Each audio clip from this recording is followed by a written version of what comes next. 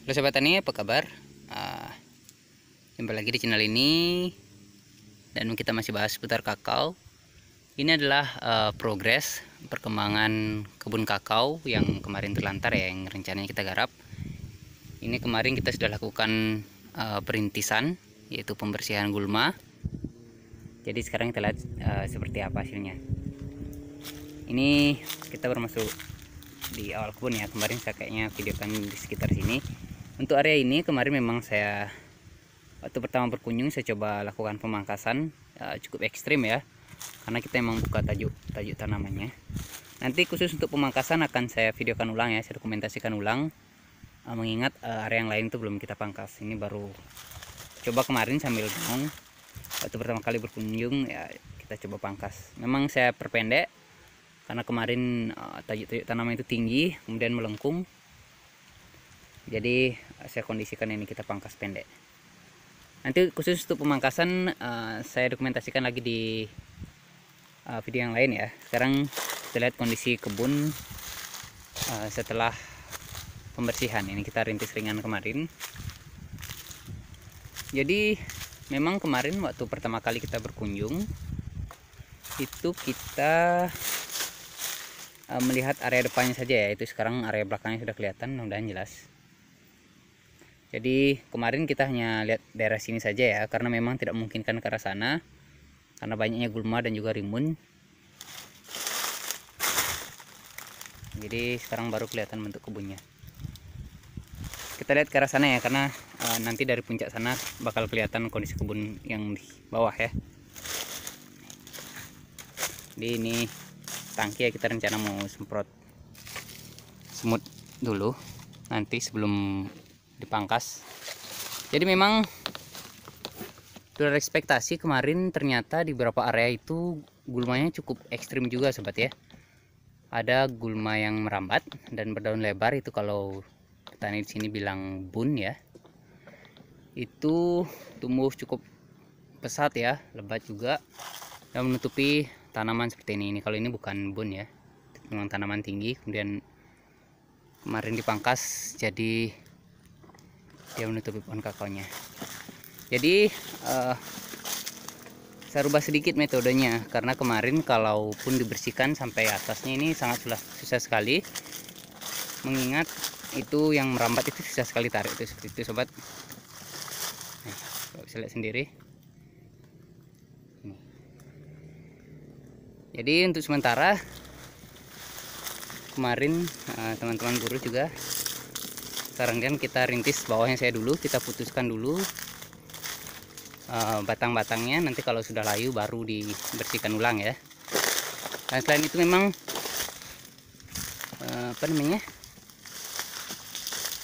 semutnya sangat banyak sekali kemarin sobat, jadi kita agak kesulitan juga kerja. Coba saya lihat ini di bawah ini kebun saya, kebun orang tua ya, mungkin nanti dari arah sana lebih jelas ya. Ini nih hamparan ke bawah ini kebun kakaonya. Untuk beberapa area memang masih bagus ya, pokoknya masih bagus, pohon kakaonya masih bisa dirawat.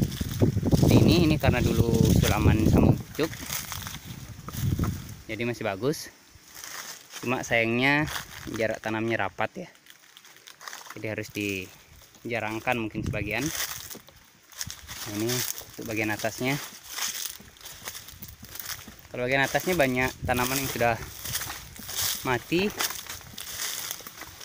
kalah bersaing dengan pohon-pohon kayu yang besar. Nah nih, kalau ini tidak usah dilihat ya, karena memang pohon kakaonya juga tidak begitu banyak. Kalau area yang ini ada juga sulaman. Kita lihat dari arah puncak sana ya, biar kelihatan jelas kondisinya. Jadi ini tahap selanjutnya adalah rencananya saya akan melakukan penyemprotan semut dulu. Jadi nanti ketika kita pangkas tidak banyak semut yang mengganggu saat pemangkasan. Nah ini kakaknya.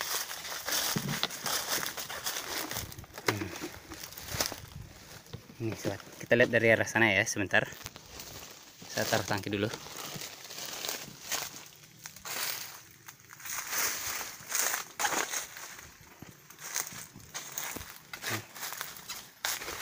Jadi lumayan menyulitkan sekali. Itu adalah jenis-jenis yang seperti ini, sobat. Ini yang merambat, namanya bun ya. Ini ada contohnya. Itu batangnya besar-besar sekali. Nah, itu. Jadi sebagian besar yang merusak adalah gulma-gulma yang seperti itu. Jadi dia merambat dan menutupi batang kakao bakar yang sudah besar sampai seperti ini. Jadi ini efek tidak terurus selama 3 tahun ya. Jadi inilah kebunnya, sobat. Wah, susah juga. Bentar ya, inilah kondisi kebunnya. Jadi lumayan ekstrim, baru terlihat sebagian ya. Bisa lihat ini banyak sekali gulma-gulma di atas pohon kakao. Itu menyebabkan ada beberapa pohon kakao juga yang mati ya. Nah, itu sobat bisa lihat, bahkan pohon durian yang tinggi pun ada gulma di atasnya, ada bunnya ya. Nah, jadi batas lahan kita ada di sana, sebelah sawit, perbatasan sawit, dan juga sana itu. Lalu untuk sementara, kalau kakao yang sambung pucuk, itu kondisi tanaman sih nggak terlalu parah ya. Cuma kita perlu lakukan topping karena tangkai-tangkai yang atas itu tertutup oleh gulma ini, jadi banyak yang kering dan mati. Jadi kita perlu pangkas ulang. Kita lakukan pembentukan batang ulang ya. Kalau yang di bawah sana itu cukup bersih, sobat. Jadi hanya perlu lakukan pemangkasan saja. Saya bisa lihat sendiri. Jadi kalau untuk yang sambung pucuk, pohonnya juga tidak terlalu ekstrim rusaknya ya, karena memang kayaknya masih sehat, masih bisa dirawat. Cuma ini saja yang tertimbun-timbun gulma seperti ini nih yang perlu pembersihan ekstra ya. Jadi memang dibiarkan dulu ini nanti layu atau agak kering, baru kita bersihkan dengan cara ditarik ataupun kemudian ditopping. Lihat ke sana ya.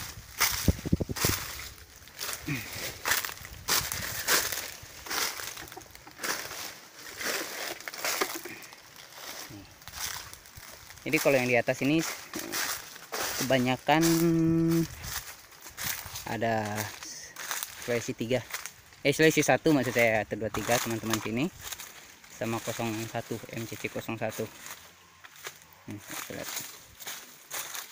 Ini mungkin butuh waktu untuk pemulihan. Ini Sulawesi 2, sambung samping dulu. Jadi kita tetanggaan dengan kebun sawit, coba. Banyak pohon-pohon besar. Kalau memang yang daerah atas ini banyak pohon-pohon besar, jadi sering tertimpa dahan. Makanya kalau sobat menumpang sarikan dengan kayu misalnya, usahakan kayunya itu di pinggiran kebun ya. Jadi sebagai wind breaker saja, pemecah angin.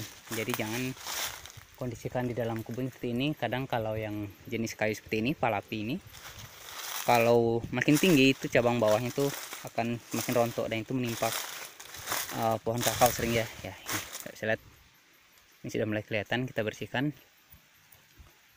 Sudah mulai kelihatan bentuk dari pohon kakaonya ya. Saya bahkan sempat kaget pas kita lewat ke daerah sini ya, karena kondisi kebunnya seperti ini. Ini sebenarnya pohon kakao di bawah, sobat. Cuma itu gulma yang meramat ini contohnya. Gulma yang meramat ini itu menyeberang. Ini karena bentuknya jurang ke bawah ya, dari atas langsung ke atas pohon kakao. Jadi menutupi pohon kakao seperti ini. Jadi di sini ada banyak pohon kayu juga. Jadi gulma ini meramat ke atas. Ini kalau daerah sini ini agak jurang sobat ya, bekas longsoran jadi tidak bisa dipangkas kemarin. Itu kesulitan, mudah nanti bisa dicari solusi ya. Kemungkinan memang ada beberapa area yang tidak bisa produktif lagi, seperti yang di bawah curaman ya, di bawah jurang di sana itu mungkin tidak bisa produktif lagi karena memang pohon kakonya ada beberapa yang mati juga. Namun yang uniknya sobat ya, dari banyaknya pohon kakao yang saya lihat ya, itu ternyata tunas-tunas airnya masih subur. Itu yang saya syukur di sini. Jadi walaupun banyak seperti ini ya, sambungannya yang kering mati, ternyata ini tunas airnya, tunas cuponnya itu masih sehat. Jadi seandainya pun ini cabang atasnya mati terusak, kita masih bisa remaja dengan sambung di sini nanti. Itu klon MCC01 itu banyak sekali yang mati, tapi syukurnya batang bawahnya sehat. Jadi mungkin bisa saya kategorikan memang batang bawahnya cukup bagus ya yang digunakan di sini, karena memang dulu ini kan bekas kakao lokal. Kemudian disambung samping dulu. Nah kalau ini sambung pucuk sobat. Pucuk. Cuma ini perlu ditoping nanti, ditoping daerah sini. Dan ini dipotong, jadi itu pohonnya biar pendek, memudahkan perawatan juga.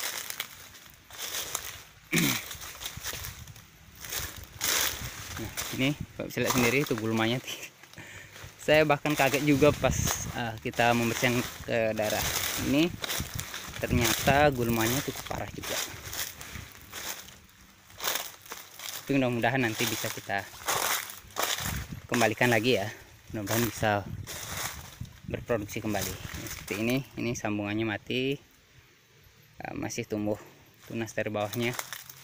Kalau memang diremajakan nanti tinggal disambung samping di sini, atau kita pakai teknik top working ya, ala-ala tanaman buah yang lain. Nanti saya buatkan video khusus untuk pemangkasan, kemudian video khusus untuk pada saat pemupukan, dan juga video khusus untuk perbaikan atau peremajaan batang kakao ini ya, dengan teknik entah itu sambung pucuk, sambung samping, ataupun teknik yang lain ya. Nah ini contohnya. Nah, itu kebun kita di bawah. Mungkin kurang jelas ya kalau di HP, kalau di saya langsung sih cukup jelas, cuma kalau di sini kayak kurang jelas ya. Nih contohnya batang kakao MCC01 ini sambungannya kurang maksimal perkembangannya, jadi tumbuh tunas cupon di bawahnya. Ini bisa kita remajakan lagi. Ini rencananya dominan akan saya ubah dengan klon Sulawesi 2 ya, atau 25, karena memang kalau dicampur dengan MCC01 dan mengingat medannya juga agak ekstrim ya untuk mengelola, ini kadang MCC01 ini kadang buahnya panennya belakangan dibandingkan 25, dan itu matangnya tidak serentak, jadi kadang kita kesulitan pada saat melakukan manajemennya. Ya. Saya kira ini dulu gambaran singkat ya, jadi sobat bisa lihat progresnya seperti apa. Kalau yang bawah tidak usah saya tunjukkan ya, karena kurang lebih sama ya, kurang lebih sama seperti ini. Jadi kemarin kita bersihkan, walaupun belum terlihat 100%, tapi setidaknya kita bersihkan dulu, kita semprot dulu dengan obat semut, racun semut. Nanti baru kita lanjutkan lagi pemeliharaan ini. So, bisa lihat batangnya bahkan besar sekali nih. Ini tandanya sih, kalau menurut saya ini tandanya tanahnya bagus ya, subur, dan juga batang kakao yang digunakan itu batang kakao yang adaptif di sini, yang sudah beradaptasi di sini, sehingga walaupun dia tertutup gulma apa sebagainya, itu tetap bisa tumbuh. Nih, Mbak bisa lihat batangnya besar sekali. Oke, kita balik lagi ke sana, ke tangki saya yang sana tadi, sambil saya tunjukkan nanti obat yang saya gunakan untuk penyemprotan. Oke. Nah ini adalah racun dan pupuk yang akan saya gunakan untuk melakukan penyemprotan yang pertama ya. Yang pertama, untuk pemulihan tunas-tunas biar sehat kembali, ini kita coba pancing dengan pupuk green joss ya, yang biasa saya gunakan untuk merawat kakao yang kecil. Seperti seperti ini kandungan N-nya lebih tinggi, kandungan P dan K-nya. Kurang jelas ya. Ya. Ini juga mengandung CPT. Ini bisa sobatkan, bisa dapat di toko-toko pertanian. Ini murah, 35.000. Kita pakainya 50 ml per tangki ya. Dosisnya juga sobat bisa lihat di bawahnya, di labelnya ya. Kemudian untuk racun semutnya kita gunakan ini Nurel. Itu bahan aktifnya adalah klorpyrifos dan sipermetrin. Kalau sobat tidak bisa beli yang seperti ini, gunakan merek yang sejenis. Ini kita gunakan, kalau untuk yang ini kita gunakan 30 ml ya. Ini khusus untuk penanggulangan semutnya di sini ya, di kebun. Sobat bisa gunakan juga merek-merek lain yang punya fungsi yang sama ya. Jadi ini yang kita gunakan. Oke, saya campur obat dulu. Saya akan melakukan penyemprotan sebentar. Nanti untuk pemangkasan kita bahas di video yang lain. Oke, sekian video kali ini. Ikuti terus progres perkembangan perawatan kebun terlantar ini ya. Sampai dengan produktif nanti. Mudah-mudahan bisa produktif kembali. Oke, sampai jumpa dan selamat bekerja.